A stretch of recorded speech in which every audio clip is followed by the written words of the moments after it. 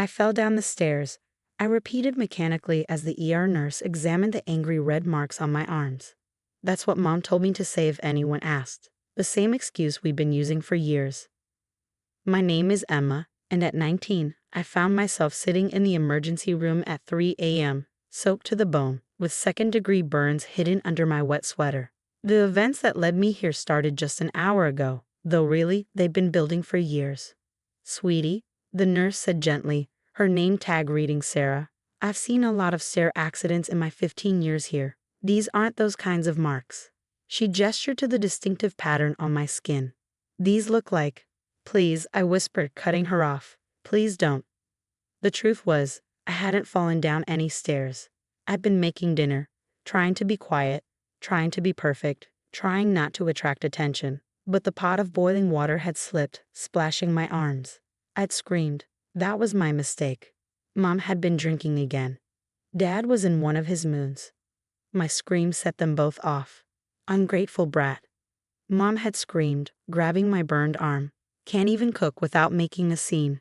Dad had stormed in, his face that dangerous shade of red I'd learned to fear. Get out, he'd roared. If you can't appreciate what we do for you, get out. I tried to explain, tried to apologize, but they'd pushed me toward the door. Outside, the winter rain was falling in sheets. I wasn't even wearing shoes.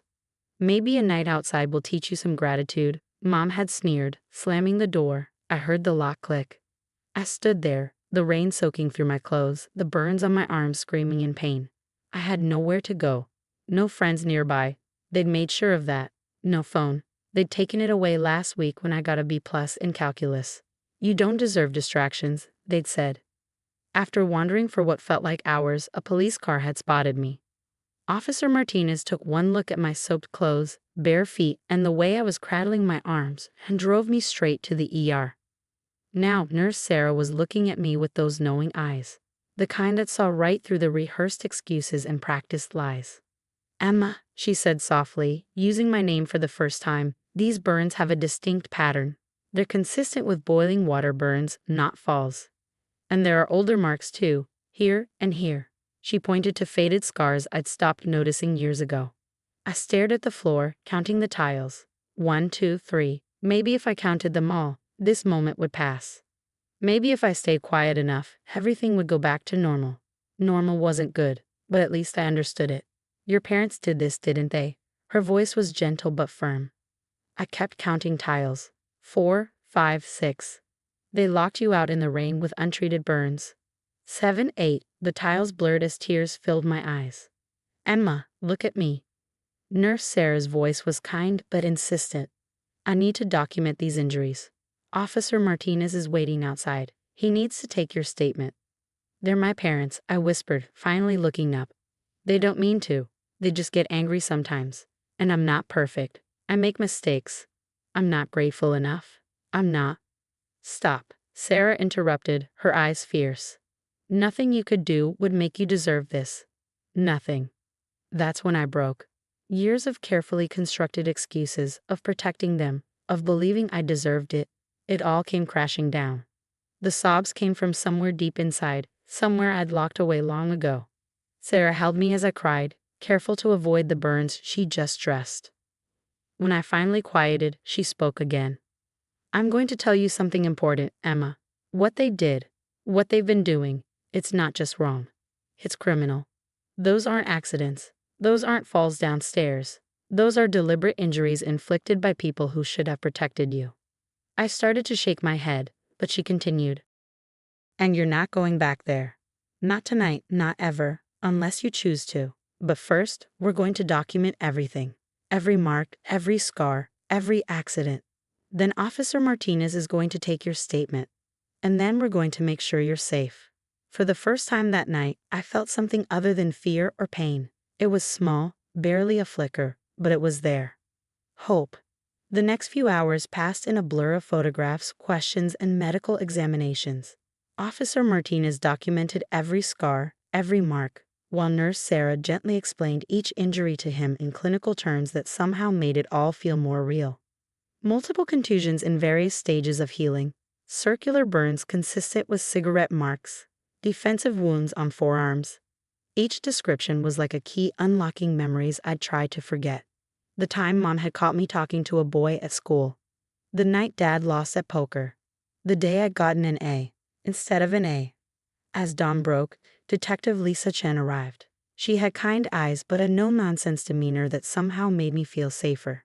"Emma," she said, sitting beside my hospital bed. "I know this is overwhelming, but I need you to understand something. What happened to you isn't your fault, and it isn't going to happen again." I wrapped the blanket tighter around myself. "They'll be worried about me," I whispered, not quite believing it even as I said it. Detective Chen shared a look with Officer Martinez. "Actually, Emma, they haven't reported you missing. In fact, when officers went to your house, your mother claimed you'd gone to stay with a friend. Your father said he hadn't seen you in days." Something cold settled in my stomach. Even after everything, their denial hurt. "We found your room," Detective Chen continued gently. "The locks on the outside of the door, the missing doorknob, she paused, checking her notes. "The gratitude list nailed to your wall." I flinched. The gratitude list, a daily reminder of everything I owed them. For food, for shelter, for allowing me to exist. "There's something else," Detective Chen said, pulling out her phone. "We found these in your father's desk." She showed me photos of documents. My birth certificate, my social security card, bank statements. "They've been accessing your account, Emma. The money you earned from your part-time job at the library, the scholarship money from your college fund, they've been transferring it to their account." I stared at the numbers, feeling numb.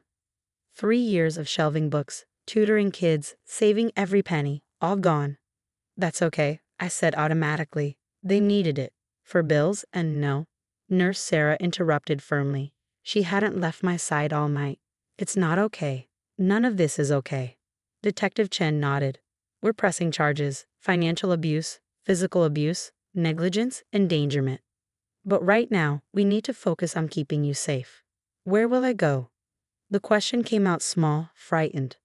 "We've contacted your aunt in Colorado," Detective Chen said. "Margaret Wilson. She's been trying to reach you for years." Aunt Maggie, Mom's sister. I barely remembered her. Just warm hugs and the smell of cinnamon. She'd stopped visiting when I was 12, after a huge fight with Mom. "She's on her way," Detective Chen continued. "Should be here by tonight. Until then, you'll stay under hospital observation. We've already filed an emergency restraining order against your parents." My parents. The words felt strange now, disconnected from the people who had raised me, or rather, the people who had hurt me. "They'll be angry," I whispered. "They'll be arrested," Detective Chen corrected. "We have enough evidence for multiple felony charges. They won't hurt you again." Nurse Sarah squeezed my hand. "Emma, do you remember what I said earlier? About this not being your fault?" I nodded. "Well, I want you to remember something else too. You're incredibly strong. You survived. And now, you get to live." Live. The word echoed in my mind. Not survive, not endure. Live. As morning light filtered through the hospital windows, I felt something shift inside me. The fear was still there, but alongside it was something new. Something that felt like possibility. Detective Chen left to process paperwork, promising to return. Officer Martinez stood guard outside my door. And Nurse Sarah stayed, telling me stories about her own daughter, about normal family life, about a world where love didn't leave scars. For the first time in years, I allowed myself to imagine a different future. One where I didn't have to be perfect. One where mistakes didn't mean punishment. One where I could just be. Aunt Maggie was coming. Colorado was waiting. And somewhere, in a small corner of my heart, hope was growing stronger. 6 months later, I stood in front of my mirror in Aunt Maggie's Colorado home, barely recognizing myself. The dark circles under my eyes had faded, and I gained back the weight my parents' discipline had stolen. But the biggest change wasn't physical, it was in my eyes. They didn't look haunted anymore. My parents' trial had ended last week. Detective Chen had kept her promise, building an airtight case with the hospital records, financial documents, and my testimony. I'd face them in court, my voice shaking but strong, while Aunt Maggie held my hand. They'd been sentenced to 7 years each. The judge had been particularly harsh after seeing the photos of my gratitude list and hearing about the locked door, the burns, the years of systematic abuse. "What kind of parents," he'd said, his voice heavy with disgust, "lock their injured child out in freezing rain?" Mom had cried, claiming she'd done everything for my own good. Dad had stayed silent, not meeting my eyes. Neither had apologized. You did it, kiddo, Aunt Maggie said now, appearing in my doorway. She'd taken me in without hesitation, helping me enroll in the local community college, finding me a therapist, showing me what real family felt like. I got another letter from them today, I said quietly. From the prison. Aunt Maggie's face darkened. You don't have to read it. I know. I fingered the unopened envelope. But Dr. Torres says it's important for my healing to make my own choices about contact. And today I feel strong enough to read it. She nodded, understanding as always. Want me to stay? Please. We sat on my bed, my real bed, in my real room, with a door that locked from the inside, and I opened the letter. It was from Mom, her usually perfect handwriting shaky. Emma. The prison counselor says I need to understand what we did wrong, but you were always so difficult, so ungrateful. Everything we did was to make you better. Now you've ruined our lives. Your father can't look at me anymore. Our friends have abandoned us. This is all your fault. I stopped reading, a calm settling over me. 6 months ago, these words would have shattered me. Now they just made me sad. You okay? Aunt Maggie asked softly. Yeah, I said, surprised to find it was true. They still don't get it. They never will. But that's not my problem anymore. I stood up and walked to my desk, pulling out the acceptance letter I'd received yesterday. I got into the nursing program, I announced. Full scholarship. Aunt Maggie's face lit up. Emma, that's wonderful. Nurse Sarah wrote me a recommendation letter, I explained. She said sometimes the best healers are the ones who understand what it's like to need healing. Tears filled Aunt Maggie's eyes. Your parents were wrong about so many things, but especially about you. You're extraordinary. I hugged her, breathing in the familiar scent of cinnamon and home. I couldn't have done this without you. Yes, you could have, she said firmly, but I'm so glad you didn't have to. Later that night, I sat at my window, watching the Colorado sunset paint the mountains gold. My phone buzzed with a text from Nurse Sarah. She'd been checking in regularly since that night in the ER. Heard about nursing school. So proud of you. You're going to change lives. I smiled, thinking about that terrified girl counting floor tiles in the emergency room. She'd survived. She testified. She'd rebuilt herself, piece by piece, with help from people who showed her what real love looked like. The prison letter lay torn on my desk, but it didn't have power over me anymore. My parents had tried to break me, but they'd failed. Instead, they'd forced me to find my strength, my voice, my future. Tomorrow, I'd start studying for my nursing prerequisites. In a few years, I'd be the one helping scared kids in emergency rooms, showing them that survival was possible, that hope was real, that they deserved better. But tonight, I just sat in my room, my safe room, in my safe home, and watched the sun set on my old life while a new one waited on the horizon. I was Emma Wilson now, named after Aunt Maggie. I was a survivor, a future nurse, and finally free. And somewhere in a hospital emergency room, another scared teenager was counting floor tiles, waiting for someone to see their pain, to tell them it wasn't their fault, to show them the way out. Maybe someday that someone would be me. Not real cousins. I repeated, my coffee mug frozen halfway to my lips as I stared at my mother-in-law's latest Facebook post. There they were, all the grandchildren gathered at her lakeside home, wearing matching t-shirts with Cooper Cousins Day 2025 emblazoned across the front. All the grandchildren except mine. My name is Olivia Cooper, and at 34, I never expected to be explaining to my children why they weren't real enough to be included in family events. I married James 5 years ago, bringing my 2 children, Emma, 12, and Lucas, 9, into what I thought would be a loving extended family. James had always been wonderful with them, treating them as his own, but his mother, Eleanor, was a different story. Mom, what are in the pictures? Emma asked, peering over my shoulder at my phone. Her voice trembled slightly, though she tried to hide it. Aunt Sarah's kids are there, and even baby Tommy. I set down my coffee, trying to keep my anger in check. There must be some mistake, sweetheart. Let me call Grandma Eleanor and find out what happened. But I already knew. This wasn't the first time Eleanor had pulled something like this. Last Christmas, she had forgotten to get Emma and Lucas presents while lavishing gifts on their cousins. At Easter, she had organized an egg hunt while we were accidentally given the wrong time to arrive. Eleanor answered on the third ring, her voice syrupy sweet. Olivia, dear, what a lovely surprise. Eleanor, I'm looking at the photos from today's cousin gathering. Why weren't Emma and Lucas invited? Of that, she paused and I could practically hear her rehearsed excuse coming. Well, you see, this was for the Cooper cousins. Blood family, you understand. I didn't want Emma and Lucas to feel out of place. My hand tightened around the phone. They're part of this family, Eleanor. James is their father now. Stepfather, she corrected quickly. And while that's nice, it's not the same thing. I wanted a special day for my real grandchildren to connect with their heritage. Surely you understand. Before I could respond, I heard Emma's bedroom door slam upstairs. Lucas stood in the kitchen doorway, his comic book clutched tightly to his chest, eyes wide with hurt. No, Eleanor, I don't understand, I said, my voice steady despite my racing heart. And I don't think James will either. Oh, don't bother James with this, she said quickly. He's so busy with work, and you know how he hates family drama. Besides, I'm doing you a favor. Those children need to understand their place.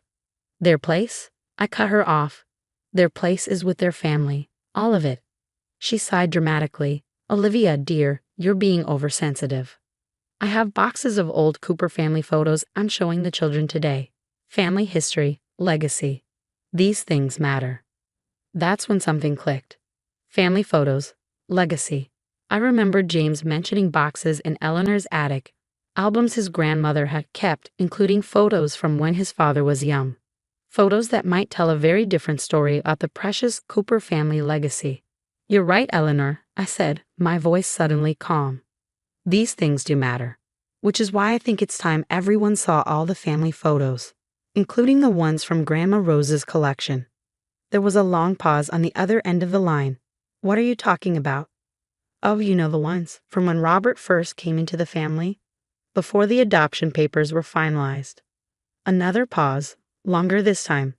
I heard shuffling in the background, murmured voices. I don't know what you're implying, Eleanor said finally, her voice tight. I think you do. James's father, Robert, your precious keeper of the Cooper bloodline, was adopted at age 7. Grandma Rose kept all the documentation, along with some very sweet photos of the day he officially became a Cooper, not by blood, but by love, just like my children. The silence on the other end of the line was deafening. I could almost see Eleanor's face, that perfect mask of superiority cracking as her carefully constructed narrative began to crumble. Those albums are private family matters, she finally managed. Exactly, I agreed. Family matters. And since you're so interested in sharing family history today, I think it's time for all the cousins to see where they really come from. In fact, James and I would be happy to bring those albums over right now. For the sake of legacy, of course. I heard a commotion in the background, children's voices rising in excitement. Grandma, are there more photos? Can we see? That won't be necessary, Eleanor stammered. Perhaps we should discuss this another time. No, I said firmly. I think now is perfect. After all, Emma and Lucas deserve to know their family history too. All of it. I ended the call and took a deep breath, looking up to see Lucas still standing in the doorway. Mom, he asked quietly, are we going to Grandma's house? I held out my arms, and he came running into them. Yes, sweetheart, it's time for everyone to learn what being a Cooper really means. As I held my son, I could hear Emma moving around upstairs, probably hiding her tears like she always did when Eleanor hurt her. But this time would be different. This time, I had more than just words to defend my children with. I had truth captured in faded photographs and yellowed documents, proof that family was about more than blood. I pulled out my phone to text James, meeting you at your mom's, bringing the albums from the attic. It's time for a real family history lesson. His response was immediate.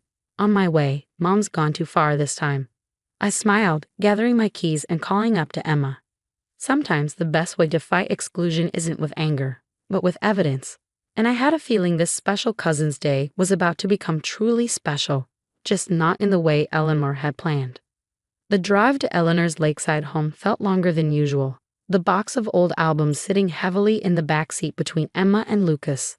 Emma kept her eyes fixed on the window, but I caught her occasionally glancing at the worn leather covers, curiosity warring with hurt in her expression. When we pulled up to the house, I saw James's car already parked in the driveway. The sounds of children playing drifted from the backyard, along with the unmistakable aroma of Eleanor's famous barbecue, another family tradition my children had often been subtly excluded from. "Mom," Emma said quietly as we walked up the path. "What if Grandma Eleanor gets mad? What if she makes the other kids leave?" I squeezed her hand. "Then we'll know exactly where we stand." "But I don't think that's going to happen." James met us at the door, his face tight with anger. "I can't believe she did this," he muttered, pulling me into a quick hug before kneeling to embrace Emma and Lucas. "You two are as much my children as any of those kids out there." Inside, Eleanor stood in her pristine kitchen, surrounded by perfectly arranged platters of food. Her face paled when she saw the box in my arms. "Olivia," she started, her voice sharp. "I told you this isn't necessary." "Actually, Mom," James cut in, "I think it's long overdue. Where are those matching shirts you had made? I believe Emma and Lucas deserve theirs." Eleanor's lips tightened. "James, be reasonable. This was meant to be a special day for family," he finished. "And last I checked, these are my children too. So either everyone gets a shirt and participates, or I start asking why you're so keen to hide Grandma Rose's albums." The mention of Rose's name made Eleanor flinch. In the doorway to the backyard, I noticed Sarah, James's sister, watching with growing interest. Her 3 children peered around her legs, still wearing their matching shirts. "What albums?" Sarah asked, stepping into the kitchen. "The ones from the attic. The ones showing how Dad came into the family," James replied, his voice carrying. "You know, before the adoption was finalized." Sarah's eyes widened. Dad was adopted. The silence in the kitchen grew thick. Eleanor gripped the edge of her granite countertop, her knuckles white. Outside, more cousins had wandered to the door, drawn by the tension in the air. "That was different," Eleanor finally managed. "Robert was just a child." "So are Emma and Lucas," I said quietly, setting the box on her immaculate counter. "Children who deserve to know their family history, all of it." With trembling hands, I opened the first album. There, preserved behind plastic, was a faded photograph of a young boy standing between a beaming couple, Rose and Henry Cooper. The date on the bottom read Robert's first day home, 1975. "Is that Grandpa?" Tommy, Sarah's youngest, asked, pushing forward for a better look. More children crowded around as I carefully turned the pages. There were photos of Robert's adoption day, family picnics, holidays, all showing a family bound not by blood, but by choice and love. "Grandma Eleanor," Emma said suddenly, her voice small but clear. "Did you know Grandpa wasn't born a Cooper when you married him?" Eleanor's face flushed. "Of course I did. But that was different," I supplied. "Because he was younger? Because it was longer ago? Or because you spent so many years pretending it never happened?" Sarah moved closer, picking up another album. "Mom, why didn't you ever tell us this? All those times you talked about Cooper family heritage." "I was protecting the family name," Eleanor snapped, but her voice wavered. "Your father worked so hard to be a real Cooper." "He was a real Cooper," James interrupted. "From the moment Rose and Henry chose him. Just like Emma and Lucas are real Coopers now that I've chosen them." The backyard had gone quiet, all the children now clustered around the albums spread across Eleanor's counter. I watched as they pointed at photos, asked questions, made connections. The carefully constructed hierarchy Eleanor had built was crumbling with each turned page. "Look!" Lucas exclaimed suddenly, pointing to a Christmas photo. "Grandpa's wearing a shirt just like ours, but his says, 'Newest Cooper' on it." Something in Eleanor seemed to deflate. She sank into one of her kitchen chairs, looking suddenly older. "Mother Rose made that for him," she said quietly. She said everyone should know he was chosen, not just born, to be a Cooper." "That's beautiful," Sarah murmured, and I noticed tears in her eyes. "Mom, why would you try to hide this? Why would you make Emma and Lucas feel like they don't belong when Dad himself came to the family the same way?" Eleanor looked at her perfectly arranged platters, her matching shirts, her carefully curated family gathering. "I just wanted everything to be perfect," she whispered, "to look right." "This is right," James said firmly, putting an arm around Emma and Lucas. "This is exactly what family looks like, people choosing each other, loving each other, no matter where they came from." I watched as understanding slowly dawned on the children's faces. Tommy tugged at his shirt, then pulled it off and held it out to Emma. "We can share," he said simply, with the straightforward logic of a child. That's what cousins do. One by one, the other children followed suit, creating a pile of Cooper Cousins shirts on the counter. Sarah disappeared to her car and returned with fabric markers. "Let's make new shirts," she announced, "for everyone." Eleanor sat silently as the children spread shirts across her pristine dining room table, adding their own touches, making sure everyone, blood-related or not, had one to wear. When Emma hesitantly approached her with a marker, asking for help with her name, I saw something crack in my mother-in-law's carefully maintained facade. "I'm sorry," she whispered, pulling Emma into an unexpected hug. "I've been so foolish." It wasn't a complete transformation. Years of prejudice don't disappear in a single afternoon. But as I watched Eleanor help Emma decorate her shirt, while Lucas showed his cousins more photos of their grandfather's childhood, I knew something fundamental had shifted. Sometimes the truth, preserved in forgotten photographs and hidden albums, has a power all its own. And sometimes the best way to break down walls is to simply show that they never should have been built in the first place. The afternoon transformed into something entirely different from Eleanor's carefully planned special cousins' day. The children sprawled across the lawn in their newly decorated shirts, sharing stories and comparing notes about the family photos they had discovered. Even Eleanor seemed lighter somehow, as if letting go of her carefully guarded secret had lifted a weight from her shoulders. I found her in the kitchen later, carefully wrapping leftover food while staring at a photo of young Robert with his adoptive parents. Her hands trembled slightly as she handled the image. "He was so happy that day," she said softly, not turning around. "Robert talked about it often when we were first married, how Rose and Henry chose him, how they made him feel special rather than different." She paused, her shoulders sagging. Somewhere along the way, I forgot that lesson. I became so focused on maintaining this image of the perfect family that I became everything Rose warned me against. "It's not too late to change," I said quietly, moving to help her with the containers. "Emma and Lucas still have years ahead of them, years where they could know their grandmother's love." Eleanor wiped at her eyes quickly. "I've made such a mess of things, haven't I? All this time preaching about family legacy, when the real Cooper legacy was about love and acceptance all along." Outside, we could hear Emma's laugh mixing with her cousins' voices. It was a sound I hadn't heard at family gatherings before. Free, uninhibited, without the underlying tension of trying to fit in. "You know," Eleanor continued, her voice thoughtful, "Rose kept a journal. She wrote about Robert's adoption, about how some family members resisted at first, questioning whether he could ever be a real Cooper." She shook her head. "I've become exactly what she fought against." Just then, Lucas burst into the kitchen, his new shirt proudly displaying not just his name but drawings from all of his cousins. "Grandma Eleanor, Tommy says we can have a sleepover next weekend. Can we, please?" I watched Eleanor's face soften as she looked at my son, her grandson, practically bouncing with excitement. I think that would be wonderful," she said, her voice catching slightly. "We could go through more of the old albums. I'm sure there are stories about your grandfather that you'd love to hear." Lucas's face lit up, and he rushed back outside to tell Tommy. Eleanor turned to me, her eyes glistening. "I'd like to make this right, Olivia. Not just today, but moving forward. These children, all of them, they deserve better than my prejudice." James appeared in the doorway, holding another album we hadn't opened yet. "Mom, look what I found," he said, setting it on the counter. Rose's wedding album, including the pages about when she married Henry's father, her stepfather, who raised her after her own dad passed away. Eleanor's hand flew to her mouth. "What?" "Seems the Cooper family tradition of choosing love over blood goes back even further than we thought," James said with a gentle smile. "Rose wasn't Henry's biological mother, but that didn't make their family any less real." The revelation seemed to hit Eleanor like a physical blow. She sank into a kitchen chair, staring at the album. "All this time," she whispered. "All these years of pushing for pure family lines, and I didn't even know." Sarah joined us, carrying empty plates from the yard.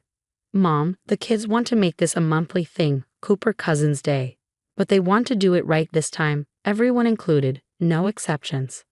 Eleanor nodded, tears flowing freely now. "Yes," she said firmly. "Yes, that's exactly what we'll do. And I'd like to start some new traditions too. Something to honor what Rose started." Over the next hour, as the sun began to set over the lake, we all sat together planning. Eleanor suggested a family tree project, one that would document not just births but choices, all the moments when love expanded the Cooper family beyond blood. The children contributed ideas for activities and outings, no longer constrained by artificial divisions. As we were packing up to leave, Eleanor disappeared upstairs and returned with a small wrapped package. "Emma, Lucas," she called softly. I have something for you." They approached cautiously, the day's joy tempered by years of past hurt. Inside the package were 2 silver lockets, clearly antique. "These belong to Rose," Eleanor explained, her voice thick with emotion. "She gave them to me when Robert and I married, saying they should be passed down to the children who needed a special reminder that they were chosen for this family." She fastened them around my children's necks with trembling fingers. "I should have given these to you years ago." Emma touched her locket gently, opening it to find a tiny space for photos. "Can we put today's picture in it?" she asked. "The one with all the cousins?" "Of course, sweetheart," Eleanor replied, pulling both children into a tight hug. "And many more to come." As we drove home that evening, Emma and Lucas chatted excitedly about the sleepover plans while James followed in his car behind us. The box of albums sat in our trunk. Eleanor had insisted we take them home, saying it was time these stories were shared openly. "Mom," Emma said suddenly, her voice serious. "Do you think Grandma Eleanor really means it? About changing?" I glanced at her in the rearview mirror, seeing Rose's locket gleaming at her throat. I said carefully, that sometimes people need to be reminded of their own stories before they can open their hearts to others. And I think your Grandma Eleanor just remembered a very important part of hers." The truth was, I didn't know if Eleanor's transformation would stick, if years of prejudice could really be undone by one afternoon of revelations. But I did know that something fundamental had shifted in our family's foundation. The walls of exclusion had cracked, letting in light that couldn't easily be shut out again. Later that night, after the children were in bed, I found James looking through the albums again. "You know what's funny?" he said, pulling me close. "All these years, Mom talked about protecting the Cooper family legacy. Today, because of you and these albums, we finally discovered what that legacy really is." I leaned into him, thinking of Emma and Lucas sleeping peacefully upstairs, their new lockets holding the promise of belonging. Sometimes the greatest family traditions aren't the ones we're born into, but the ones we choose to create together. And sometimes it takes looking back at our past to find the courage to build a better future. "You can't be serious," I said, staring at my sister-in-law, Amanda, across her pristine marble kitchen counter. She adjusted her designer cardigan with a self-satisfied smirk, the same one she'd worn at every family gathering where she'd managed to make me feel small. "Actually, I am," she replied, her voice dripping with fake concern. "Emma's birthday party is going to be, well, sophisticated. We've hired entertainment, ordered custom decorations. I just don't think your children would appreciate it properly. You understand, right?" My daughters, Lily and Sarah, aged 8 and 6, were upstairs playing with their cousin Emma. Their laughter echoed down the staircase, making Amanda's words even more bitter. "They're her cousins," I protested, keeping my voice level despite the anger building in my chest. "Emma invited them herself. They've been talking about this party for weeks." Amanda sighed, examining her manicured nails. "Emma's young. She doesn't understand the social implications. This isn't just a birthday party, Kate. It's an event. Half of my husband's law firm will be here, not to mention the parents from Emma's private school." I thought about the handmade birthday cards my girls had spent hours creating, now tucked carefully in my purse. They'd used their best markers, covered them with hearts and stars, and even practiced their spelling to make sure Emma's name was perfect. "The girls have been nothing but well-behaved at every family gathering," I said, fighting to keep my composure.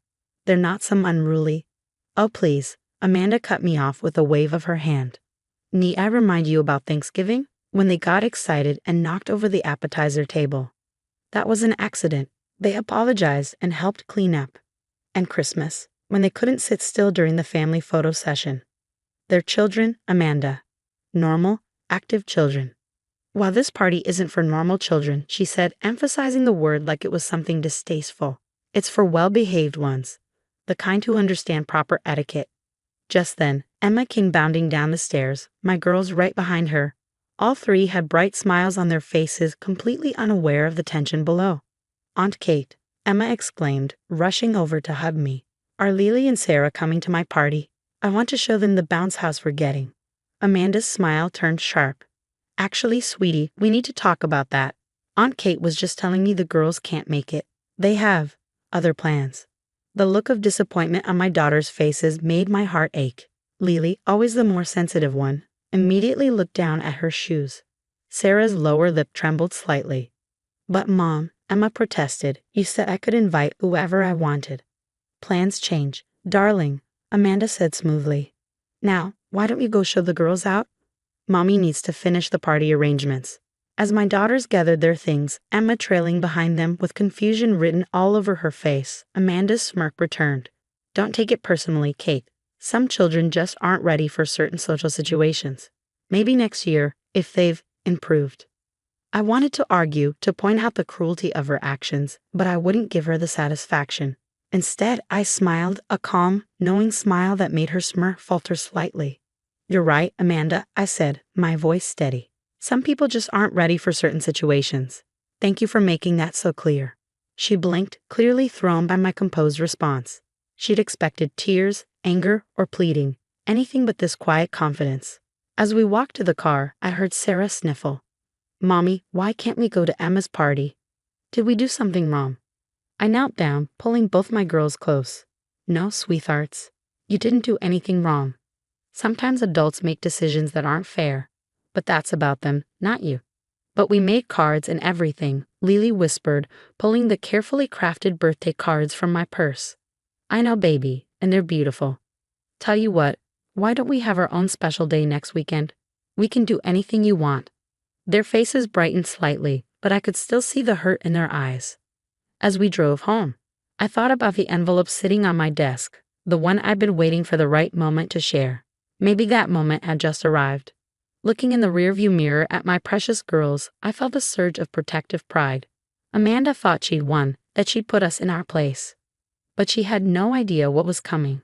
Sometimes the best response to cruelty isn't anger or revenge, it's success. What Amanda didn't know was that while she'd been planning her sophisticated party, my Lily had been achieving something truly remarkable. Something that would make Amanda's social posturing look exactly as petty as it was.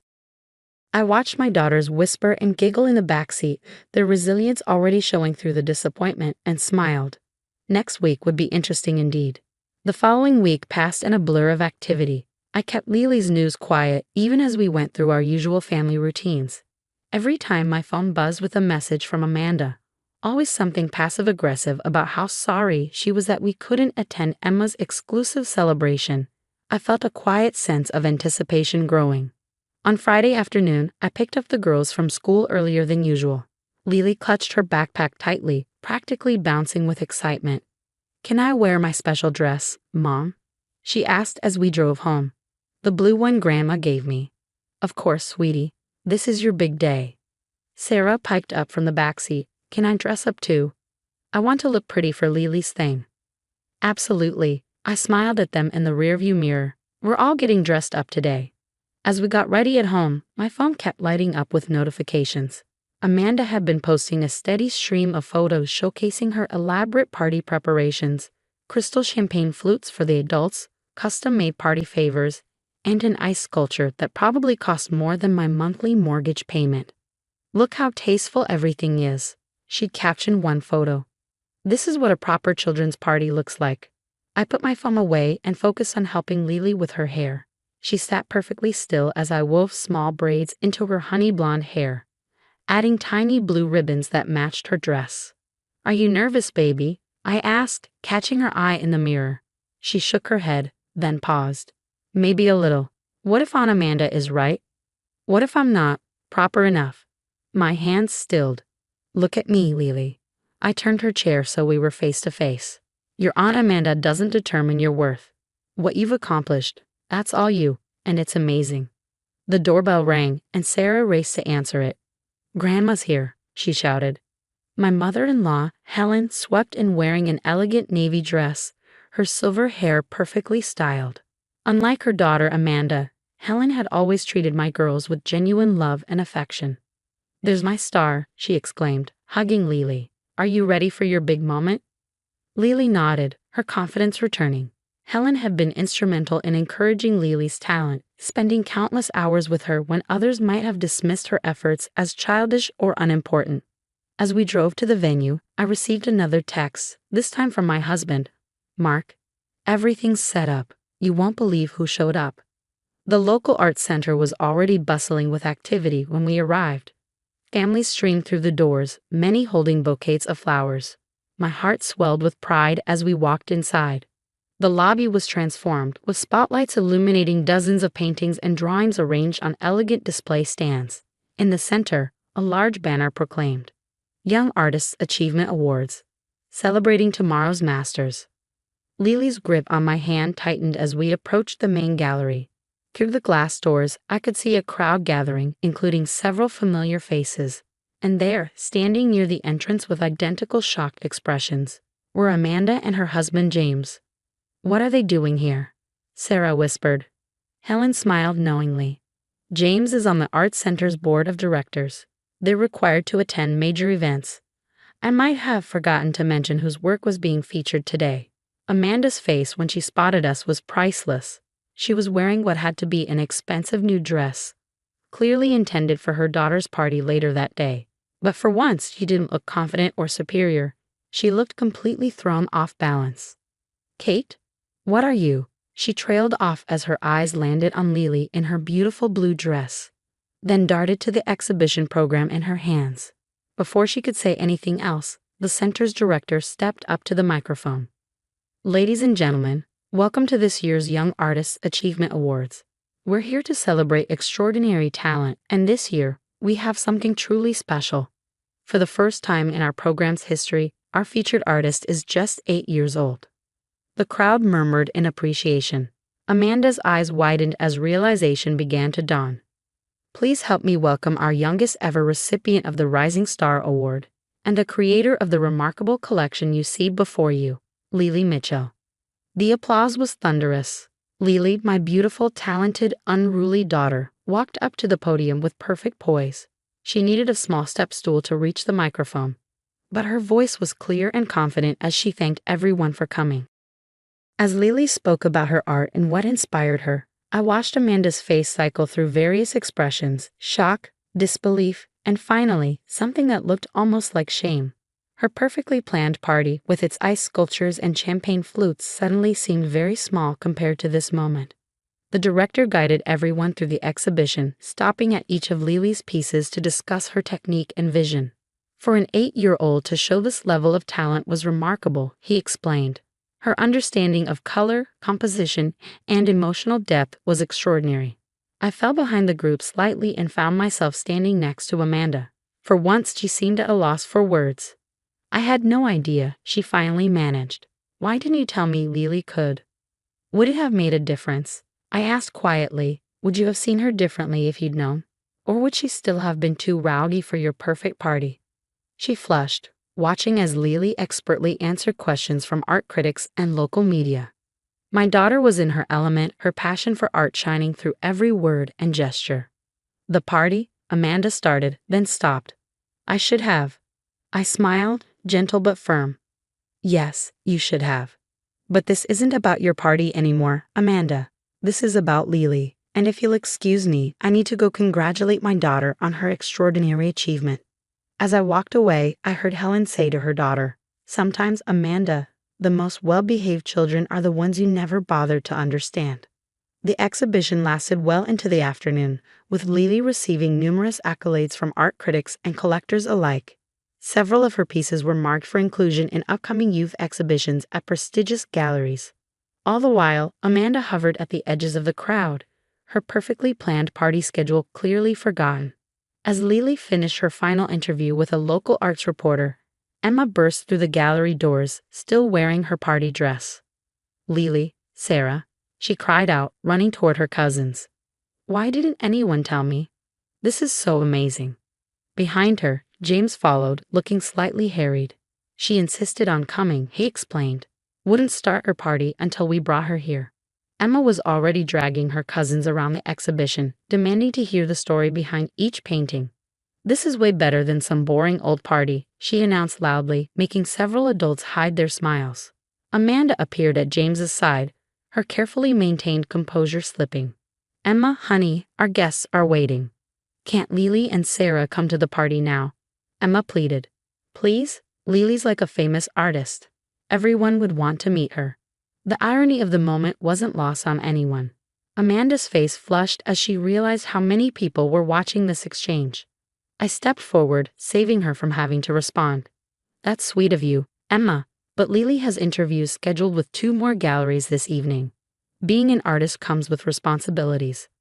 "Oh," Emma's face fell slightly, then brightened. "Can I come to those instead?" "Please, Mom. I want to stay with Lily."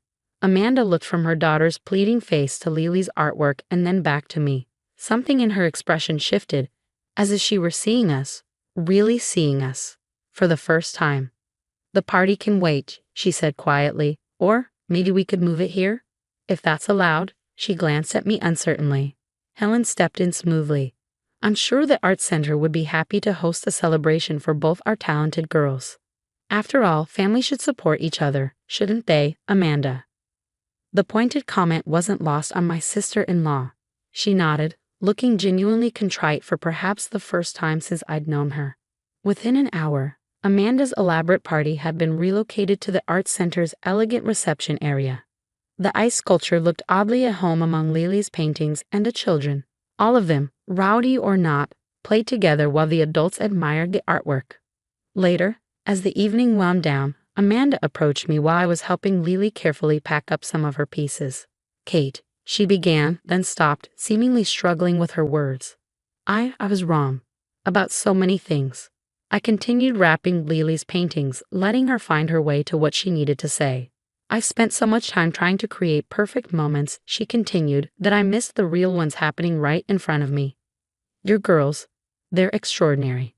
Not because they're perfectly behaved or socially polished, but because they're passionate and real." I looked up at her, seeing genuine regret in her eyes. "They're just children, Amanda. All of them are. Even Emma doesn't need crystal champagne flutes and ice sculptures.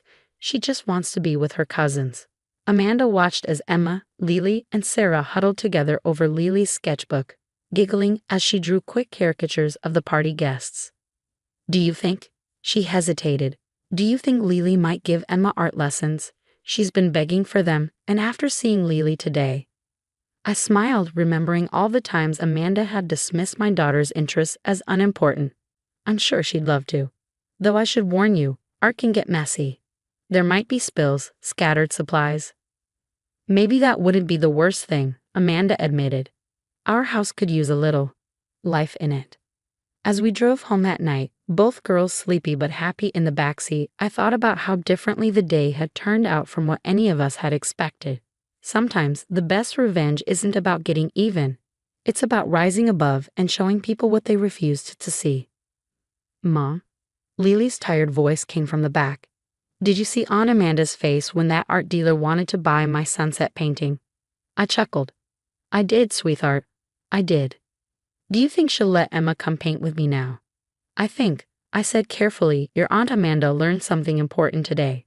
Sometimes the most beautiful things come from letting go of perfection." Sarah yawned from her seat. "Can I take art lessons too?"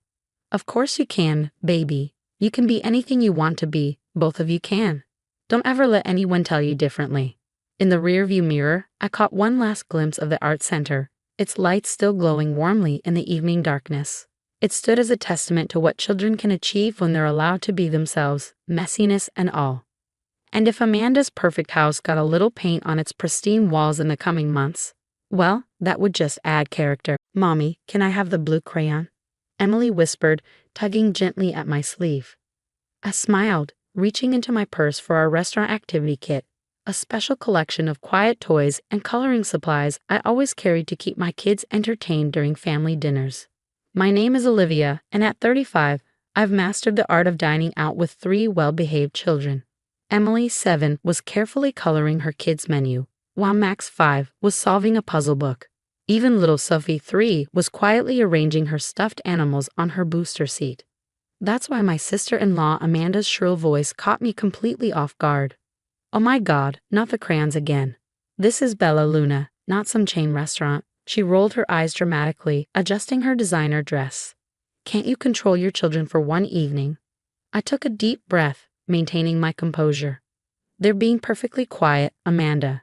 They're just coloring while we wait for our food. My mother-in-law, Margaret, chimed in, her voice dripping with disdain. Darling, when Amanda was young, she knew how to behave in upscale establishments. Perhaps if you spent more time teaching manners instead of, whatever this is, she gestured dismissively at our activity kit. I felt my cheeks flush but kept my voice steady. My children are well behaved. They're not disturbing anyone. The truth was, this dinner was already tense before we even arrived.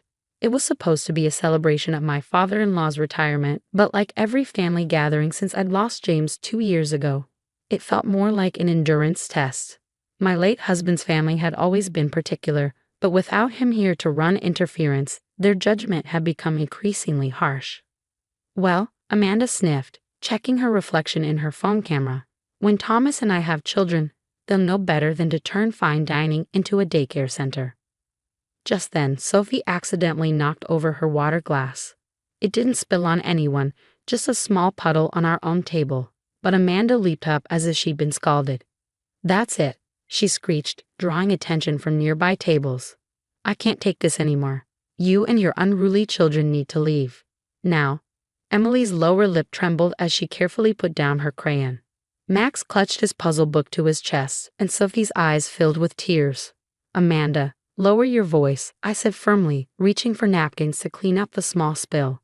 You're the only one causing a scene. No, Amanda's right, Margaret declared, lifting her chin. This is a high-class establishment, not some playground. James will be mortified to see how you've let things slide since. She paused, her implication clear. Since he died. My father-in-law, Gerald, sat silently, staring at his menu, while Thomas, Amanda's husband, suddenly became very interested in his phone. Neither man was willing to stand up to their wives, even for their grandchildren, niece, and nephews. I stood up slowly, my heart pounding but my voice steady. We'll leave, but not because we've done anything wrong. We'll leave because I won't subject my children to this kind of treatment. As I helped Sophie out of her booster seat, I saw a familiar figure approaching our table. Marco Salvatore, the restaurant's owner, was walking toward us with purpose in his stride. I'd never spoken to him directly, but everyone in town knew his face. Is there a problem here? He asked, his Italian accent warm, but his eyes serious. Amanda straightened up, adopting her most charming smile. Oh, Mr. Salvatore, we're so sorry for any disruption.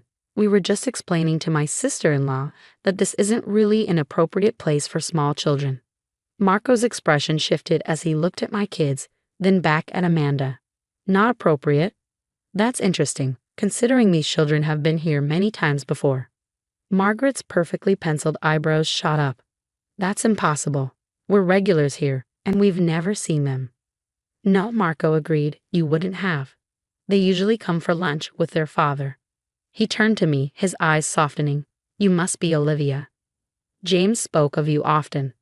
The mention of my husband's name made my heart catch. You knew James? Markham nodded, pulling up a chair to join our table uninvited. Knew him? Signora, your husband saved this restaurant. 10 years ago, when the bank was ready to foreclose, James structured a deal that kept us afloat. He believed in our vision when no one else would. He never wanted recognition, said the food was all that mattered. He smiled at my children. He used to bring Emily here when she was just a baby, said the smell of our bread reminded him of his grandmother's kitchen. I felt tears pricking at my eyes. James had never mentioned this. It wasn't his way to brag about helping others, but it was exactly the kind of thing he would do. Marco continued, his voice carrying clearly to nearby tables. These children will always belong here. Their father helped ensure this place would exist for them to enjoy. He turned to Amanda and Margaret, his expression cooling significantly. Perhaps it is those who judge children for their natural joy who do not understand the true spirit of Italian dining. In my country, family is everything. The silence that followed was deafening.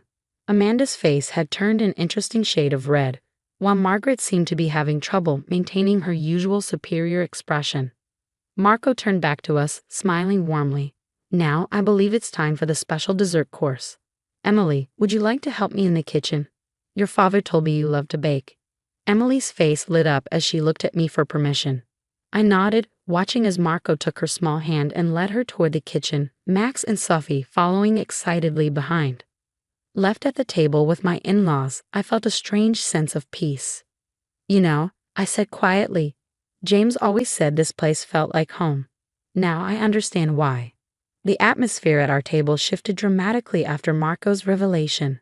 Amanda sat in stony silence, aggressively stabbing at her pasta, while Margaret seemed to have lost her appetite entirely. My father-in-law, Gerald, however, had tears in his eyes. I remember when this place was just a hole in the wall, he said suddenly, his voice rough with emotion.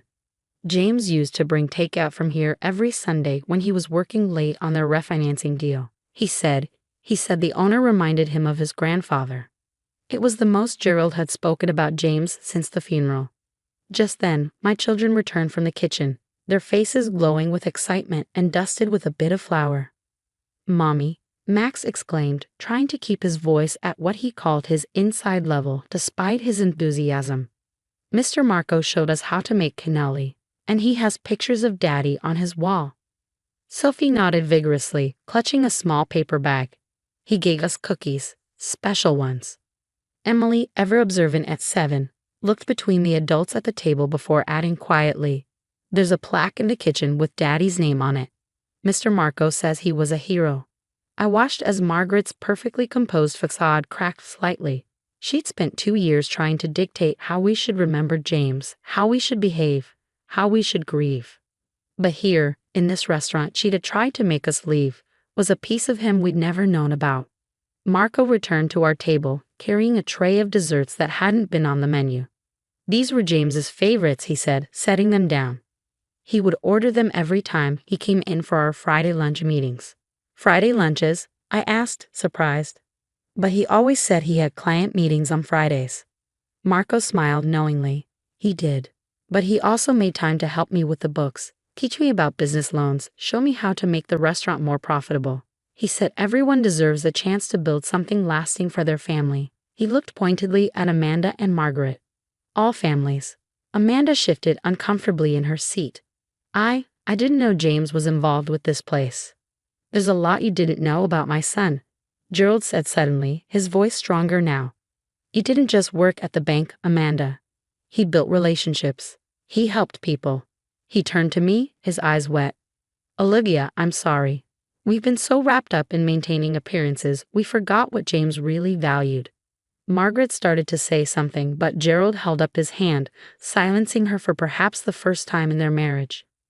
"No, Margaret, enough. Look at these children, our grandchildren. They're not being disruptive.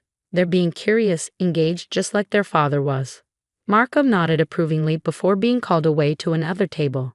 As he left, a young waitress approached with a small, leather-bound book. "Mrs. Harrison," she said, addressing me. "Mr. Salvatore wanted you to have this. It's a collection of recipes your husband helped save when we digitize our systems. He wrote notes in the margins." I opened the book with trembling hands. There, in James's familiar scrawl, were little notes about each dish. "Emily would love the chocolate in this," said one. "Need to bring Max here when he's old enough to appreciate the tiramisu," said another. The last entry was dated just a week before the accident, Sophie's first birthday coming up. "Maybe Marco will help me plan something special." "He never got to," I started, my voice catching. "But we can," Emily said firmly, sounding so much like her father it made my heart ache. "Mr. Marco said we can come back anytime. They'll teach us all Daddy's favorite recipes." Thomas, who had been quiet throughout the evening, finally spoke up. "Amanda," he said softly, "I think we owe Olivia and the kids an apology." Amanda looked like she'd bitten into something sour, but before she could respond, something remarkable happened. Sophie, my youngest, walked over and placed her paper bag of cookies on Amanda's plate. "Daddy always said sharing makes things better," she said with the simple wisdom of a 3-year-old. "You can have my cookies, Auntie Amanda." The gesture seemed to deflate whatever argument Amanda had been building. She looked at the small bag, then at Sophie's earnest face, and something in her perfectly maintained facade crumbled. "I'm sorry," she whispered, then louder, "I'm sorry, Olivia. I've been awful. James would be so disappointed in how I've treated his family." Margaret still sat rigid in her chair, but I could see her fingers trembling as she reached for her water glass. The carefully constructed world she'd built, where appearances mattered more than feelings and propriety trumped family, was cracking at the foundations. Maybe, I said, choosing my words carefully, we could make this a new tradition. Friday family dinners here, in James's honor. The children could learn about their father's legacy, and we could all remember him the way he'd want to be remembered, bringing family together over good food. Gerald was the first to respond. I think that's a wonderful idea. He looked at his wife and daughter. What do you say? Ready to learn what this place meant to James. 1 year later, I sat at our regular Friday table at Bella Luna, watching Emily help Marco knead dough in the open kitchen.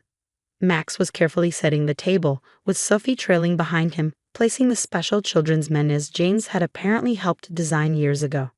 The changes in our family over the past year had been remarkable. Margaret, who had once insisted on formal dress codes and perfect manners, now wore an apron covered in flour as she learned traditional Italian cooking alongside her grandchildren.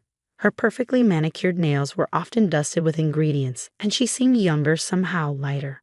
Olivia, she called from the kitchen doorway, come taste this sauce. I think I finally got James' recipe right. It still surprised me sometimes, this new version of my mother-in-law.